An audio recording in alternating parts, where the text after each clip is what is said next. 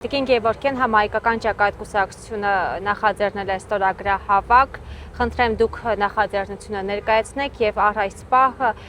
քանի ստորագրություն ունեք դուք, քանի քաղաքացի է մոտեցել, ինչ հետաքրքրվածություն է, քանի օր է տևում, խնդրեմ դուք ներկայացրեք։ Այո, մեր համահայկական ճակատ կուսակցությունը նախաձեռնել է ակցիան, սենց ասենք, քանի որ մեր ձայները գողացել են եւ երեք որպես լիազորված անձ կենտրոնական ընտրական հանձնաժողովում եմ գտնվել. Եվ ինչպես երեք էին նշել, ասացի, որ առաջիներից էի բարձրաձայնեցի այն հարցը, որ Հովակիմյանը հանձնաժողովի նախագահան արտահենց բարևելուց հետո արտահայտություն արեց, որ այսպես ճիշտ է եւ վերջ դրանով ավարտելու ենք ամեն ինչը եւ ես հարց տվեցի, եթե մենք համաձայն չենք, ասեց համաձայն լինեք, չլինեք, երկրորդ այսինքն տարբերակ չի կարող լինել։ Եվ դրանից հետո մենք շարունակում ենք, մեր պայքարը շարունակելու ենք, 1000 եւ ավելի մարդիկ են մոտեցել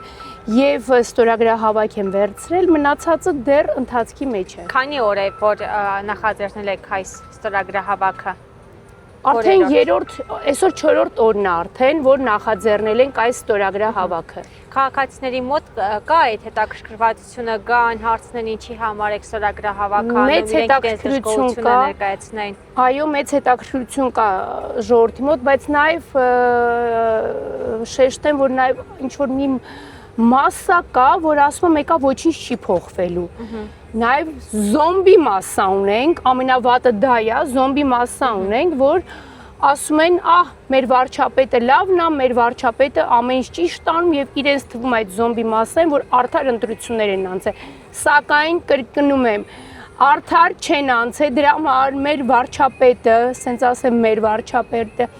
գիշերը ժամը 2-ին դեռ քվեարկությունը չավարտած հայտարարեց, որ իրենք հաղթել են, բայց թող ժողովուրդը մի հատ իրենց դեմքերը, ՔՊ-ի դեմքերը տեսներ, դա հաղթանակած անձանց դեմքեր, թե ոչ։ Ինչքան եք պատրաստվում իրականացնել ստորագրահավաք, մինչև երբ է նախատեսված, նաև նստածույց եք զուգահեռաբար իրականացնում, ինչ ժամկետներով։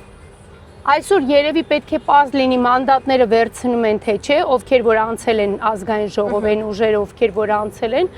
նոր արդեն դրանից հետո կերևա մեր հետագա քայլերը, մենք չենք պարտվելու, դա դեռ սկիզբն է, եւ սա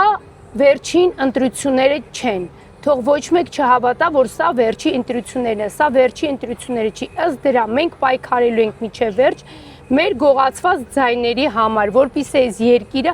հանենք, այս թրքահպատակներից ազատենք, հանենք այս ճգնաժամից եւ ըստ օդում կախված լուրերի, ըստ օդում երեք անկլավների հետ կապված փաստաթուղթը ստորագրվել է։ Դուք երեք պետքա տեսնեք, երբ Արմեն Գրիգորյանը այտենց հպարտորեն Դիլիջանում քայլում էր Ալիևի օգնականի եւ ինչ որ էլի մի պաշտոնյա անձի տեղեկությունները ժողովրդից։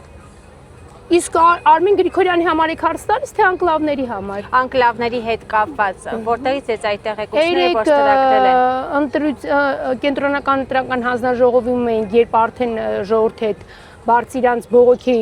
ձայները սկսեցին բարձրացնել, տեղին դրա համար եմ ասում ըստ օդում կախված լուրերի։ Տիկին Գևորգյան, նաև ձեր թիկունքում նկատում ենք մեծ հայքի քարտեզը, ինչու որոշեցիք նաև մեծ հայքի քարտեզը ներկայացնել ու նաև տեսնում ենք, որ քաղաքացիների եք տրամադրում այս քարտեզը։ Քաղաքացիներին ենք բաժանում, սա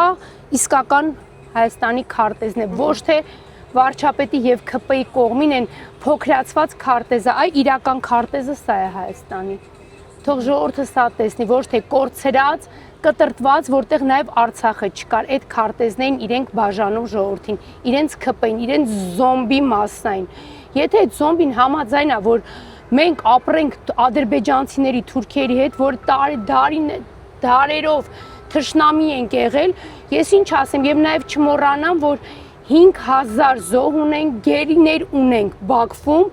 անհետ կորած զինծառայողներ ունենք, զոմբի մասը, այդ մարդկանց մասին չմոռանաք, թե ով բերեց այդ աղետալի պատերազմը մեր երկրի վրա, դա այս իշխանությունն էր։